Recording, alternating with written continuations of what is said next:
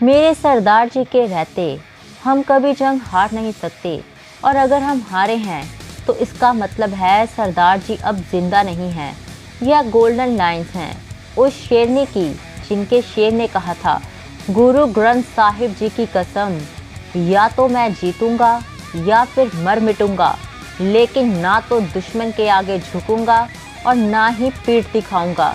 जी हाँ दोस्तों, मैं बात कर रही हूँ last independent general of the last independent kingdom of India, Shyam Singh Attariwala ji की। स्वागत है आप सभी का वी इन्फो बाबू चैनल में। मैं आपकी होस्ट एंड दोस्त रेंस।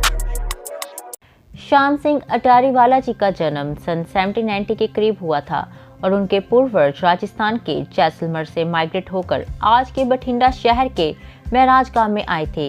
इनके दादाजी सरदार गौर सिंह जी सिख धर्म अपना लेते हैं और यह परिवार एक क्षत्रिय परिवार था और इनके पास अच्छी खासी धन दौलत और साथ ही पशुधन भी था, जैसे कि गाय, भैंस, घोड़े, ऊंट इत्यादि। और श्याम सिंह अटारी जी के परिवार वाले बठिंडा से अमृतसर चले आते हैं। पहले वह बागा बॉर्डर के पास कौंके गांव बसाते हैं और फिर उसी इलाके में एक संत महात्मा रहते थे जिनके आश्रम को डाकू अक्सर लूट लिया करते थे। तो वह महात्मा अटारी परिवार से मदद मांगते हैं, तो इसलिए अटारी परिवार महात्मा के आश्रम के पास एक नई हवेली डालते हैं और यह हवेली ट्रिपल स्टोरी थी, जिसे कि पंजाबी में अटारी कहा जाता है और यहीं से अटारी शब्द इस परिवार के साथ जुड़ जाता है। अब यहाँ आकर यह परिवार अमर शहीद जत्थेदार गुरबख्श सिंह जी से जुड़ता है और फिर यह सभी मिलकर मुगलों पर हमला किया करते थे और अक्सर मुगलों के घोड़े, हथियार, खजाने अक्सर लूट लिया करते थे। यह वही बाबा गुरबख्श सिंह जी हैं जिन्होंने मात्र अपने 30 सिंह योद्धाओं के साथ अहमद शाह अब्दाली को और उसकी 30,000 सेना का अमृतसर में सामना किया था और सभी के सभी सिंह वीर गति को प्राप्त होते हैं। बेशक यह खुद खुशी थी, लेकिन यह खुद खुशी भी इसलिए ज़रूरी थी ताकि अब्दाली को साफ साफ मैसेज मिले कि जब तक दशम पिता गुरु गोबिंद सिंह जी के सिंह जिंदा हैं, कोई ना कोई तो तुम्हारी राह रोकेगा और तुम्हें इस देश को इतनी आसानी से लूटने नहीं देगा। खैर, वापस अटारी परिवार के पास चलते हैं और फिर यह परिवार भंगी मिसल के सरदारों के साथी बनते हैं और फिर युद्ध कला में निपुण होने के कारण निहाल सिंह अटारी जी शेरे पंजाब के साथ जुड़ते हैं और उस समय तक इस परिवार के पास अच्छी खासी जागीर होती है। सन 1817 की बात है कि शेरे पंजाब बहुत ज़्यादा ही बीमार पड़ जाते हैं। बड़े से बड़े वेद हकीम उनको देखने आते हैं पर कोई फायदा नहीं होता और अटारी जी से शेरे पंजाब का हाल देखा नहीं गया, तो उन्होंने शेरे पंजाब की 4 परिक्रमा की और गुरु ग्रंथ साहिब जी के आगे अरदास की, ऐ सच्चे बादशाह, ऐ वाहिगुरु जी, अभी कौम को रंजीत सिंह की बहुत ज़रूरत है। अगर मेरे कुछ सुहास बचे हैं तो वो रंजीत सिंह को दे दिए जाएं और रंजीत सिंह के सारे कष्ट बीमारी मेरे हिस्से में आ जाएं।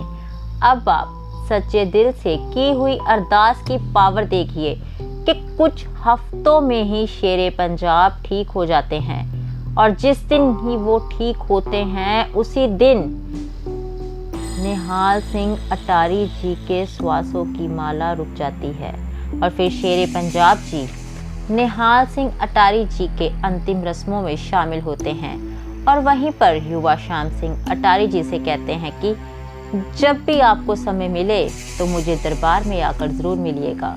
और फिर कुछ समय बाद श्याम सिंह अटारी जी शेरे पंजाब से मिलते हैं और सरकारी खालसा में शामिल हो जाते हैं और आर्टरी डिपार्टमेंट में भी। श्याम सिंह अटारी जी भी अपने पूर्वजों की तरह शस्त्र विद्या में माहिर थे और साथ ही साथ वह गुरमुखी और फारसी भाषाएं भी जानते थे।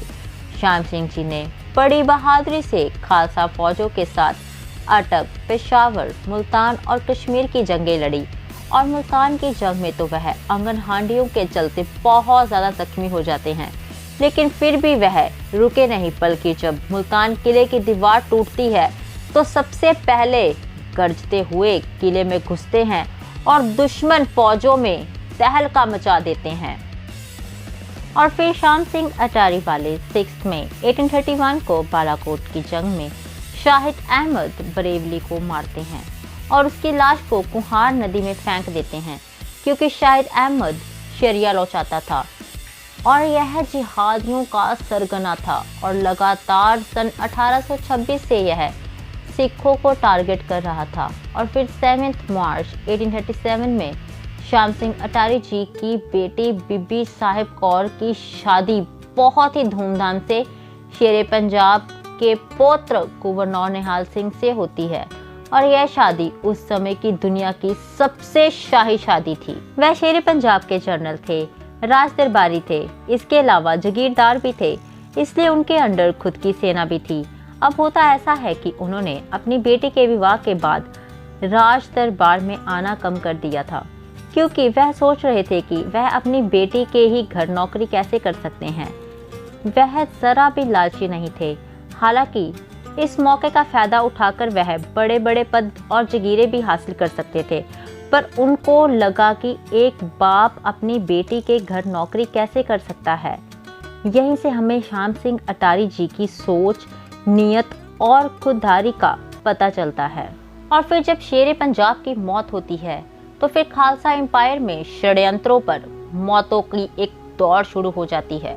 और जब नौनिहाल सिंह और उनकी गर्भवती पत्नी की भी मृत्यु होती है तो श्याम सिंह अटारी जी बड़े ही दुखी होते हैं और उस समय वह अपने गांव अटारी आ जाते हैं। और जब 1837 में जमरूद की जंग में हरि सिंह नलवा जी वीरगति को प्राप्त होते हैं तो सरदार श्याम सिंह अटारी जी ने फ्रंटियर के इलाके की कमान 2 साल तक संभाली और अफगानों को आसपास फटकने भी नहीं दिया। श्याम सिंह अटारी जी महारानी जिंदा कौर के कहने पर खालसा फौज के साथ जम्मू की तरफ कूच करते हैं, क्योंकि जम्मू से टैक्साने में आनाकानी हो रही थी। तो फिर श्याम सिंह अटारी जी जसरोटा किले पर कब्जा करते हैं और लूटे हुए खालसा खजाने को जब्त करते हैं।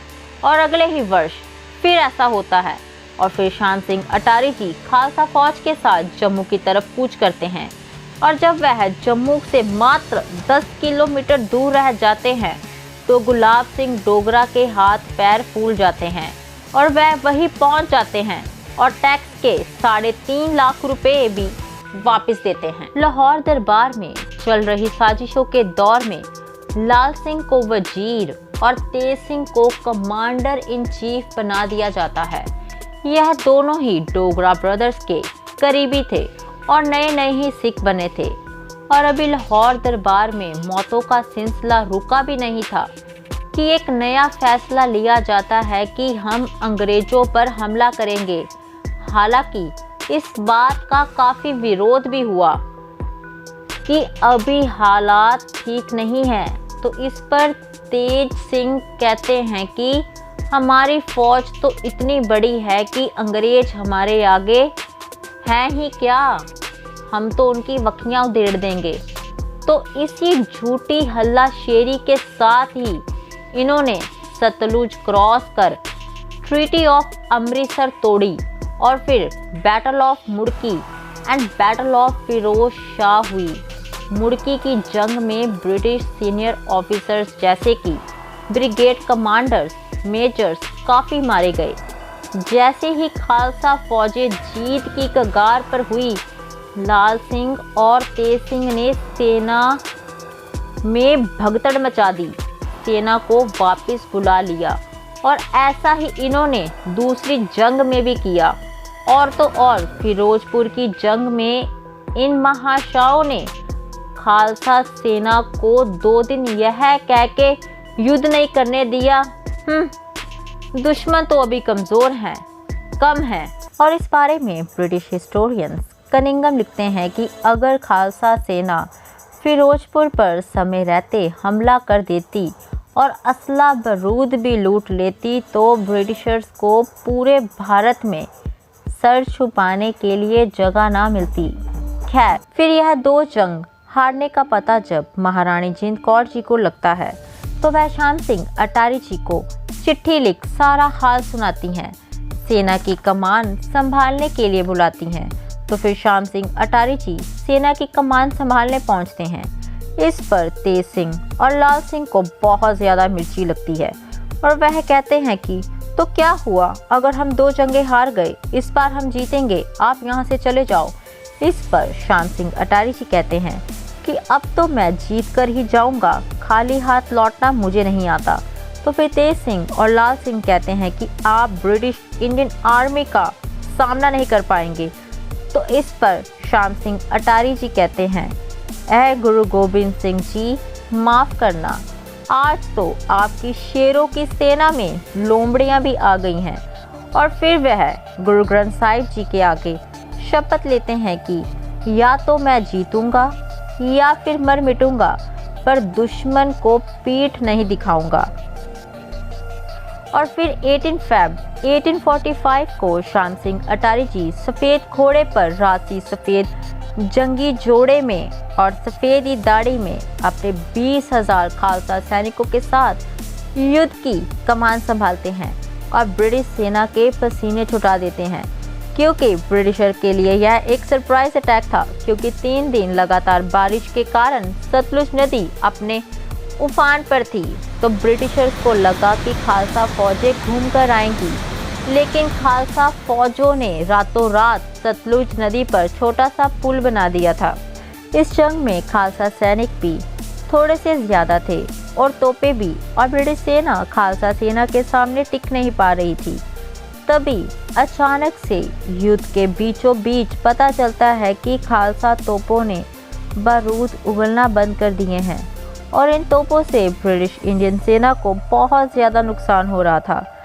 अब जब बारूद मंगवाने का समय आया तो देखा गया कि तेज सिंह भाग खड़ा हुआ है और सतलुज पर जो पुल है वो भी टूटा पड़ा है। खालसा सेना यहाँ गिरने लगी थी, क्योंकि एक तरफ उफनती नदी और दूसरी तरफ अंग्रेजों ने तोपों के मुंह खोल दिए थे। अगर ब्रिटिश हिस्टोरियंस को देखें तो वो कहते हैं कि पुल ओवरवेट की वजह से टूटा था।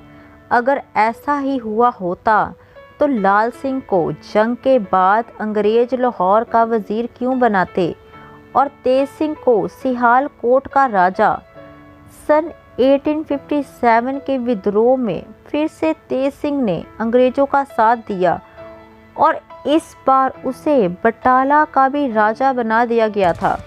खैर, तोपें बंद, पुल टूटा हुआ और सामने से लगातार तोप के गोले आते हुए खालसा फौज के पास अब बस एक ही ऑप्शन था, या तो सरेंडर करते या फिर लड़ते लड़ते मर मिटते। और आपको जानकर हैरानी होगी कि लगभग 20,000 सेना में से आधी सेना एक ही जंग में एक ही दिन में लड़ती लड़ती वीर गति को प्राप्त हुई, लेकिन किसी एक भी खालसा योद्धा ने सरेंडर नहीं किया था। और इसी दिन last general of last independent kingdom of India भी बहुत ही बहादुरी से लड़ते लड़ते वीर गति को प्राप्त होते हैं। उनके शरीर पर 7 गोलियां लगी थी और सभी की सभी छाती पर। वह इतनी बहादुरी से लड़ते हैं कि ब्रिटिश ऑफिसर्स को भी श्याम सिंह अटारी जी की तारीफ करनी पड़ी थी। दूसरे दिन जब युद्ध हारने की बात श्याम सिंह अटारी जी की पत्नी को पता चलती है तो श्याम सिंह अटारी जी की कोई खबर नहीं है, तो वह कहती हैं कि मेरे सरदार जी के रहते हम कभी भी युद्ध हार नहीं सकते, और अगर हम हारे हैं तो इसका मतलब है कि सरदार जी अब जिंदा नहीं हैं। और फिर लगभग 7 दिन बाद श्याम सिंह अटारी जी की डेड बॉडी वापस लाई जाती है और उनकी पत्नी भी स्वाद छोड़ जाती हैं और सती हो जाती हैं। और यह थी गाथा श्याम सिंह अटारी वाला जी की। बहुत बहुत धन्यवाद अपना इतना कीमती समय देने के लिए। वाहिगुरु जी का खालसा, वाहिगुरु जी की फतेह। जय हिंद।